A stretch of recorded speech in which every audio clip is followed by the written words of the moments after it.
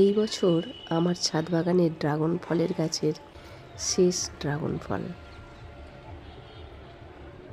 বেশ কয়েকদিন আমি ড্রাগন গাছের দিকে নজর দিতে পারিনি শারীরিক অসুস্থতার জন্য। হঠাৎ করেই ছাদে উঠে দেখি এই ফলটি এত বড় হয়ে এবং ফেটেও গেছে। এত সুমিষ্ট ফল, অসাধারণ খেতে। যেহেতু ছাদের পিছনের দিকে হয়েছিল তাই সেভাবে নজরে আসেনি। সুন্দরভাবে বড়ও হয়েছে এবং অতিরিক্ত রসালো হওয়ার জন্য ফেটে গেছে।